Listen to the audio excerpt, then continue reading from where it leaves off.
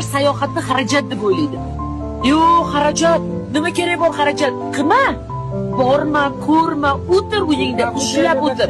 Qani tomosha qilishib ko'payarmi, kashida ko'llar, orollar bormi, tam suvlar, dengizlar, okeanlar tugamaydi. Tugash mana bu yerda. Biz o'ylaymiz, tugaydi. Pulim tugaydi, tam baxtim tugaydi, nimadirim tugaydi, boyligim tugaydi, itagdali yashaymiz, qo'rquvda ushlab yashaymiz.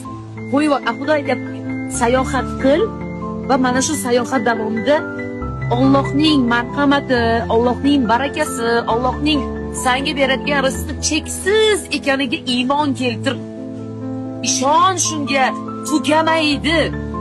Hozir ketsa joyiga keladi. Shu suvday. Qayerga deb ketyapti, qayerdan kelyapti. Turib qolsa tasavvur qiling nima bo'ladi? Ispareniya bo'ladi. Balchiqga aylanadi. Shuning uchun yurishi kerak. Pul ham shunaqa. Bu koshelokdagi pulingiz ham shunaqa. Chiqishi kerak, shundagina joyiga qaytadi. Chiqishi kerak, shundagina joyiga qaytadi. Menga Alloh shuni isbotladi. Sayohat qil va qo'rqma dedi.